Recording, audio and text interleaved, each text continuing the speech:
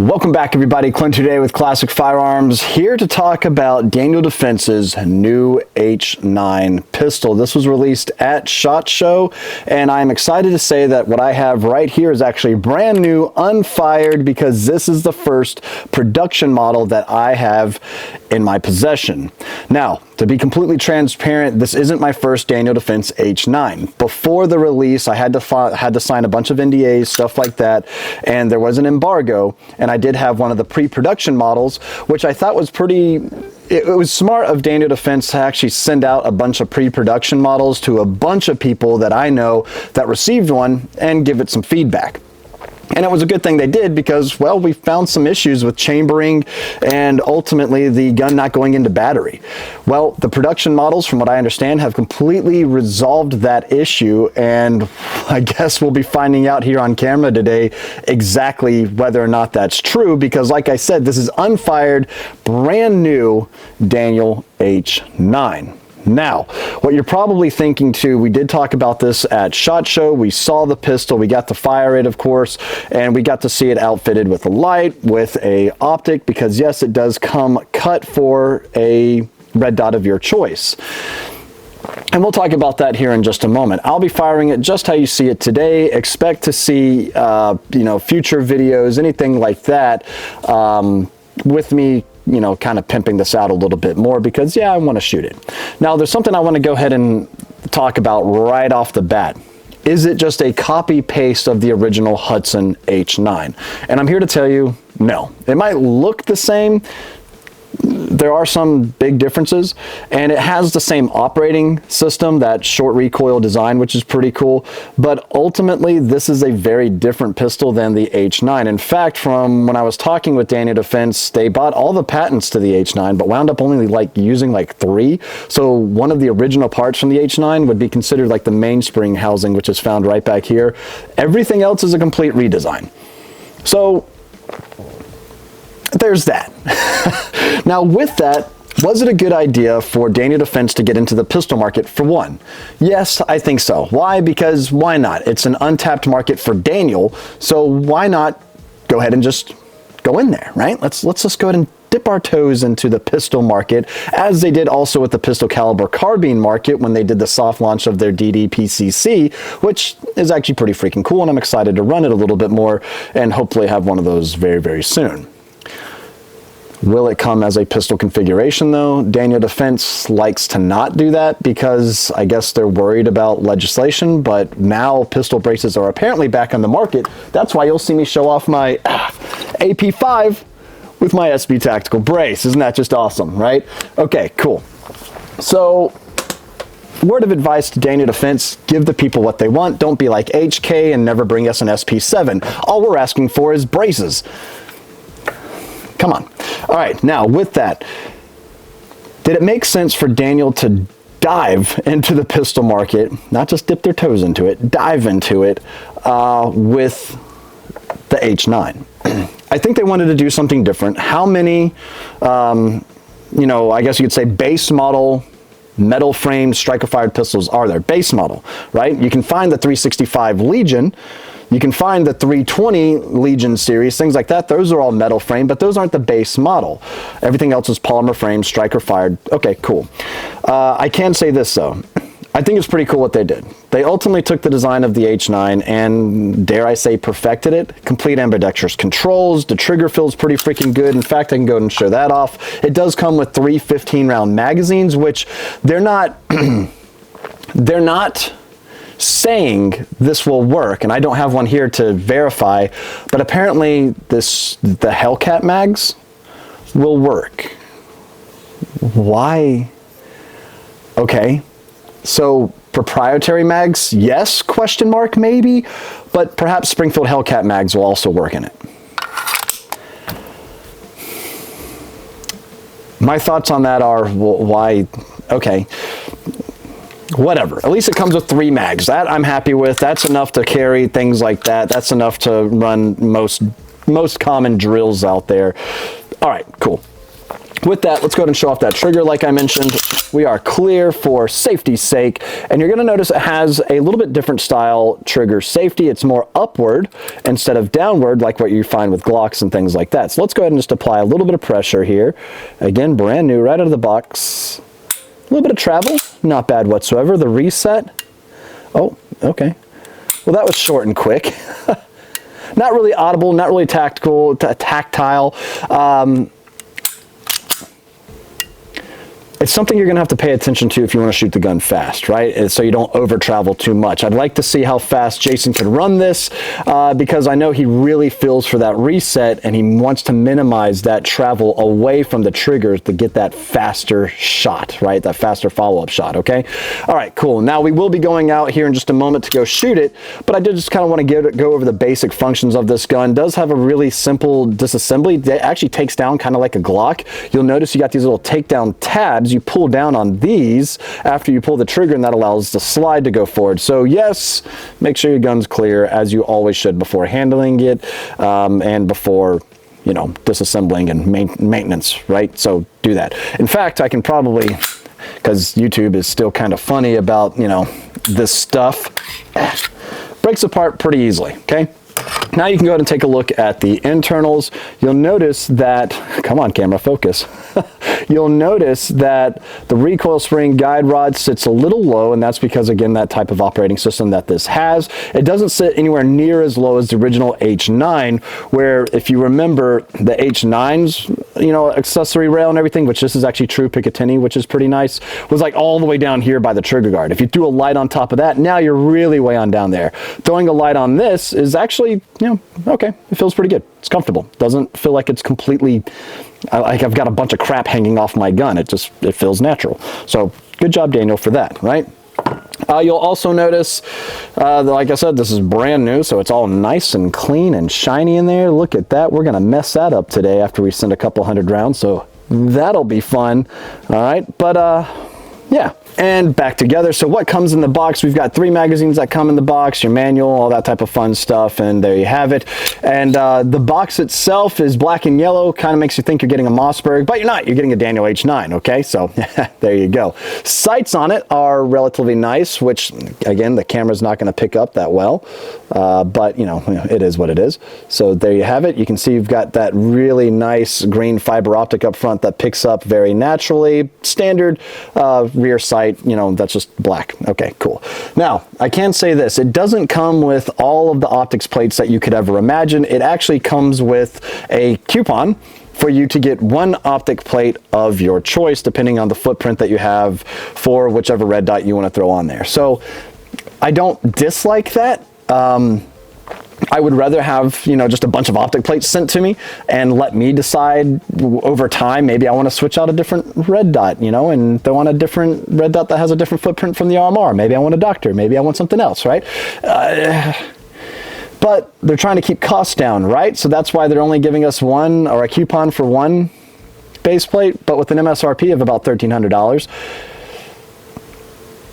Maybe you should just go ahead and throw in those plates, right? Okay, enough talking about it. Let's go outside. Let's go shoot this guy some and really have some fun with it and see how it performs. And hopefully it performs flawlessly.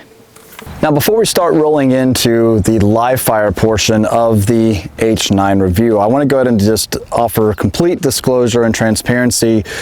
What you saw in the bunker was shot about a month and a half or so ago. And I actually ran into some issues while shooting. It was much colder outside, and I did have that hiccup, that failure to chamber, pretty much failure to go into battery a couple of times. Well, when I was back down with the guys at Classic and we ran the gun, it ran flawlessly. It was also warmer. It's warmer out here today as well. And did I take a brush to the actual feed ramp? Yes, I did, but I haven't broken down and cleaned the gun anymore. So I want to just go ahead and see how it performs today. Full mag, chambered right up. Let's shoot it and see how it does.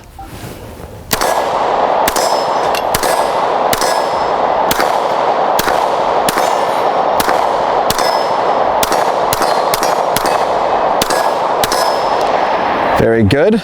Gonna go and drop that mag, and it's chambering just fine, it looks like. So That's good news. All right, so let's just go ahead and hop into the review then, because now I've got several hundred rounds through this gun and it looks like it's pretty much broken in and it's feeling pretty good. Does the cold affect this pistol's ability to chamber effectively? I don't know. That's a pretty interesting take if you ask me, but is it possible? Sure it is. But all in all, how does it feel to shoot? It actually shoots pretty freaking good. I think it does shoot a little low compared to where the sights are set, so that's just something I have to take into consideration. With that, I will say that the recoil, it is a little snappy. You know, it's nothing that is like super, for instance, it's being advertised as like super flat shooting recoil because of the low bore axis is straight back into the hand. And, you know, it's good. There's nothing bad about it whatsoever, but I don't think it is as minimal as being led on. But it does feel good, all right? I will say that. Now, I did want to go ahead and do something though. Yes, I want to throw on a Surefire light and see how difficult it is to actually manipulate that light, simply because you notice that the Picatinny rail section where this gun, well, where it has it, sits a little low. And you can see that my finger, and yes, I did want to throw on a Surefire X300 because it's already known to be a little difficult to actuate. And you can see, again, I don't have the largest hands in the world, all right, but you can see that it is a little difficult to get down there to that light. Now, if I were to do it with my non-dominant hand and just use my thumb, yeah, it's easy enough to manipulate, but I'm still gonna have to kind of come around and change the grip. I can do the push forward for the momentary. That seems pretty easy, but if I'm aiming, I really have to change the positioning of my hand. So it is gonna have to be a constant on type of thing for me, and then a switch off when I'm, you know, not needing my light. So that's just something I would have to do. How does it shoot though, or how does it feel to shoot? I don't know, you know, with the light attached. By the way, I beat the crap out of my little Columbia River knife, okay? It's the Siwi, S-I-W-I. So don't get mad at me for when I'm using it as a flathead screwdriver, especially on the bladed side, all right? Just don't worry about it. Okay, so with that, let's go ahead and take a couple shots now with the light on there and see how that feels.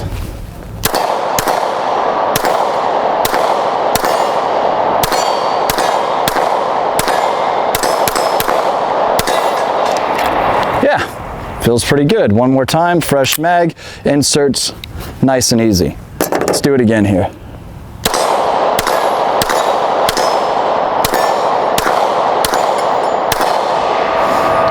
And just for fun, you hear that audible ring, I love that. Just for fun, I want to see if I can just go ahead and finish out this mag as fast as possible, because like I mentioned back in the bunker, feeling that reset can get a little tricky because it's so subtle. So let's just see here if I can just run this as quick as possible. Let's see. Okay. Not bad. It's one I'm definitely have to dry fire and play with, but ultimately the gun feels pretty good right back into the hand. And like I said, I am a fan of the pistol and its overall size, but I do wonder what it is trying to accomplish, right? Doesn't seem like it's going to be the master of all. Is it a decent everyday carry pistol? Yeah, I think it's about a 28, 29 ounce pistol, so you can see that it's a little heavy. Can still carry? Perhaps, you know, 15 rounds in the mag, that's respectable, okay. But I feel like for the price point, there's other guns on the market doing can still carry better for the price. So there's that as well. We are talking, you know, about $1,300 MSRP. So with that, you know, that is steep if you ask me for everything that you're getting, but hey, you know, if you are looking for that short recoil operation system, something that does take red dot optics, that is also a metal frame striker fired pistol, and it's, you know, it's pretty unique. Yeah, you know, I think I can recommend it in that sphere, but ultimately I would like to see Daniel come out with different variations of the H9. The basic H9, it's cool, right? It's cool. It has a neat factor to it, but at the end of the day, you know, I think I'd rather have their PCC. All right, that is the one at SHOT Show that really I think took everybody by surprise, was the soft launch of that, because they were even more hush-hush about that than they were this. When they were super hush-hush about this. You know how many NDAs I had to sign? And so it was pretty interesting to see the PCC out there.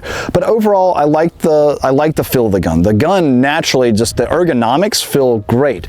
The very slim, ambidextrous slide release is easy enough to actuate, as actually every time I've loaded this now with the slide locking to the rear, and every time I've inserted a fresh mag, the slide's gone home by itself, and I haven't actually had to actuate the slide release. So there's that, but it is easy enough to manipulate without having to change too much of my hand or my grip or my hand positioning.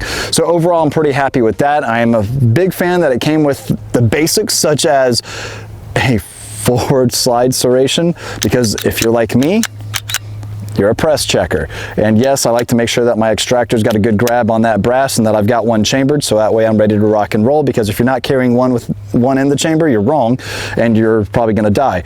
So, you know, there's that. But overall, I like the gun. I'm just trying to figure out what its role is at the end of the day. Let me know what you guys think down below, because, you know, where you at with it? I know Jason has his feelings on the trigger safety that you see right here. It's breaking up top instead of on the bottom. He's not too big of a fan of that. Again, we are clear, as I've pretty much shown that a lot. And if we show how that trigger breaks one more time, we ghost that, we come back, nice short travel, I like that, nice and light. And then the reset, it's short, but it's not noticeable. Listen, barely, it's like a twing, right? So that's something that I think I'm just gonna have to practice with. Before we close the video out, I know it's already been a pretty lengthy one for the H9 review. I do want to load up a couple more mags and just run a couple more drills with it and see how, give my final impression. So let's do that. All right, I just picked up one of the mags and it had 2 rounds left in it. So I'm trying to figure out what happened there. I'm gonna have to play that back on video. So yeah, we'll see. Anyway, I'll load this back up and shoot it.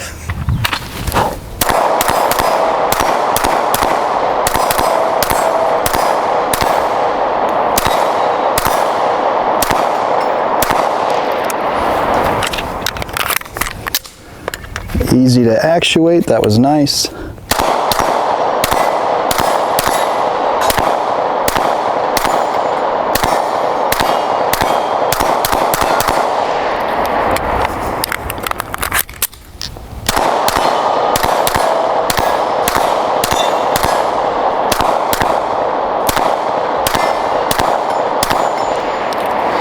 Very good. Okay. All right, so that little, there's a round left, but I bet I'm doing it. I bet you I'm doing it. I bet I'm accidentally actuating that slide release right there.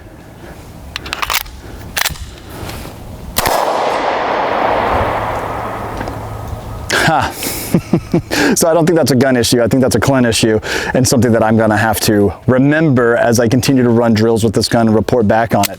But there you have it, and it ran very, very well. I didn't get any of those hiccups or that failure to feed or anything like that I've experienced in the past. In the pre-production model, I had that issue really, really bad. But from like I said, it's claimed to be a resolved issue now in the production models, but I still had a couple of hiccups on me. But I'm hoping what's happening now is after a break-in, it's running good. By the way, I'm running a SAR USA 124 grain today, and that seems to be liking that quite a bit. So not bad. I've run 115 grain through it, PMC. That's what me and the guys were shooting when we were together last, and it just ran really, really well. So there you have it. Let me know again what you guys think down in the comment section below. Is this going to find a way into your collection, a way into your everyday carry rotation, your conceal carry, your duty pistol? Just let me know what you guys think about the H9.